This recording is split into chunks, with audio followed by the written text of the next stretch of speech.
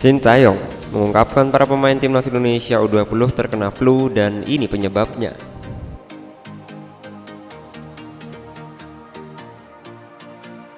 Para pemain timnas Indonesia U20 terkena flu.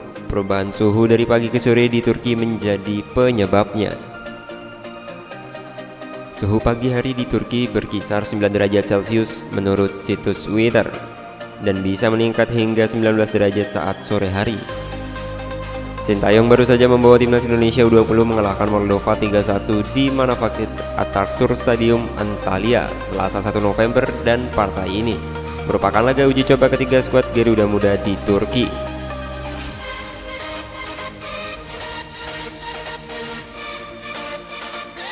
Sekarang masalahnya memang perbedaan suhu antara pagi dan sore hari, ujar Sintayong. Sintayong menyatakan bahwa perbedaan suhu itu membuat sejumlah pemain timnas Indonesia U20 sedikit tidak fit. Jadi gara-gara itu ada beberapa pemain yang flu, ucap pelatih asal Korea Selatan ini. Timnas Indonesia U20 akan kembali beruji coba dengan Moldova pada Jumat 4 November. Duel tersebut akan digelar di Emirhan Stadium Site.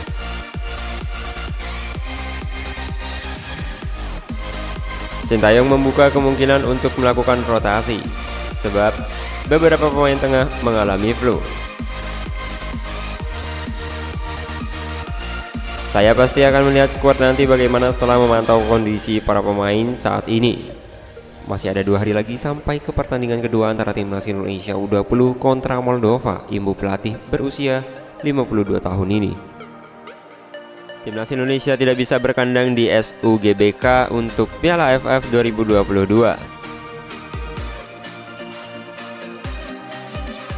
Timnas Indonesia tidak bisa berkandang di Stadion Utama Gelora Bung Karno, Senayan, Jakarta untuk Piala AFF 2022. Menteri Pemuda dan Olahraga atau Menpora Zainuddin Amali mengungkapkan penyebabnya. Menpora mengatakan bahwa SUGBK dan stadion lain yang bakal menjadi tuan rumah Piala Dunia U20 2023 dan akan dipercantik sebelum turnamen digelar pada 20 Mei hingga 11 Juni 2023. Setelah direnov, SUGBK harus steril untuk seluruh kegiatan, termasuk sepak bola sampai konser musik.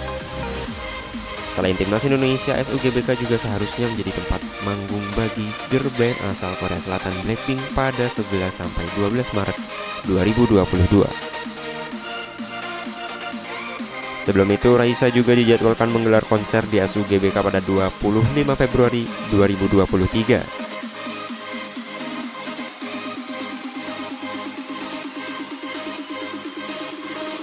Tidak boleh dipakai, pokoknya begitu sudah mulai masuk Kemenhub R untuk renovasi. Itu sudah ditunjukkan untuk Piala Dunia U20 2023. Konser pasti tidak boleh, jadi semua stadion yang terdaftar dan disetujui FIFA pada November 2022 akan mulai direnovasi. Yang sudah selesai direnovasi stadionnya tidak diizinkan untuk digunakan kegiatan-kegiatan lain, katanya menambahkan.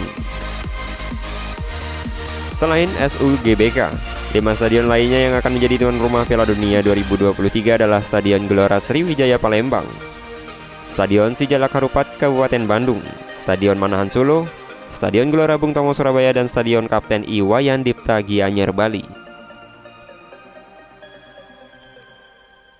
Sebelumnya timnas Indonesia telah dipersilakan untuk berkandang di SUGBK untuk Piala AFF 2022 karena renovasi telah selesai. Jika target selesai November atau Desember 2022 dan FIFA datang kemudian PSSI mengecek, sudah bisa digunakan, ujar Direktur Utama Pusat Pengelolaan Komplek Gelora Bung Karno, Rahmadi Kusomo. AFF sudah survei ke sini, target kami kan renovasinya rampung Desember 2022, kalau bagus, bisa jalan, itu sudah rencana tim teknis kami.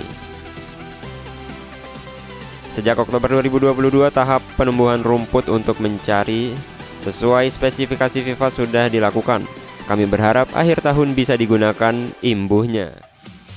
Mimpi buruk untuk Graham Potter. Chelsea kehilangan bek kanan dan kiri sekaligus.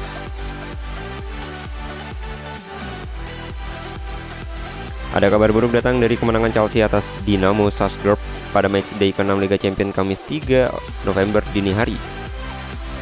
Chelsea harus membayar 3 poin yang diraih dengan cederanya Ben Chilwell. Sebenarnya laga melawan Salzburg tidak lagi menentukan bagi Chelsea sebab The Blues sudah pasti lolos ke babak 16 besar. Namun Chelsea tetap tampil dengan kekuatan terbaik pada duel di Stamford Bridge tersebut. Chelsea menang dengan skor 2-1 atas Salzburg. Pasukan Graham Potter sempat tertinggal lewat gol Bruno Petkovic pada menit ke-7, namun The Blues membalikkan kedudukan melalui gol Raheem Sterling dan Denis Zakaria.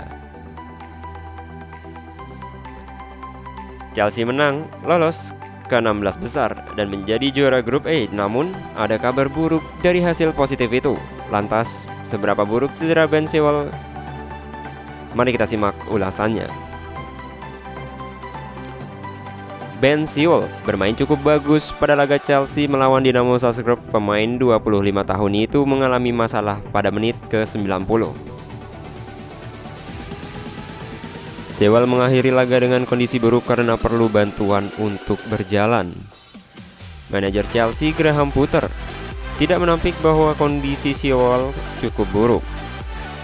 Potter belum bisa memberitahu kondisi lebih detail soal Chilwell. Akan tetapi kondisi keluaran pemain Leicester itu sedang tidak bagus. Ya, itu tidak terlihat bagus. Ben Chilwell mengalami cedera hamstring dan kami harus memeriksa dan melihat bagaimana kondisinya, kata Potter dikutip dari BT Sport.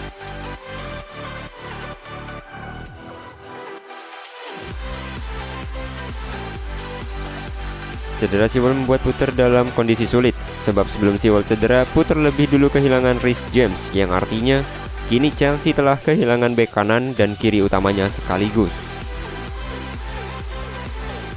Kondisi Ben Chilwell menurut Graham Potter tidak bagus. Cedera yang dialami pemain 25 tahun itu mungkin bisa menjadi kabar buruk bagi timnas Inggris, sebab ada potensi Chilwell absen dari Piala Dunia 2022. Inggris sendiri dilaporkan akan mengumumkan skuadnya untuk Piala Dunia 2022 pada pekan depan. Tidak banyak waktu tersisa dan jika Chilwell cedera, mungkin namanya akan ditinggalkan oleh Gareth Southgate. Jika absen dari Piala Dunia 2022, maka Ben Chilwell akan menyusul jejak Reece James. Pemain 22 tahun itu dipastikan absen karena cedera yang dialami beberapa waktu lalu. Berikut beberapa informasi sedikit daftar pemain Chelsea yang sedang cedera. Ada N'Golo Kante. Yang kedua Wesley Fofana. Kemudian Reece James. Yang keempat ada Denis Zakaria. Kemudian Ben Chilwell.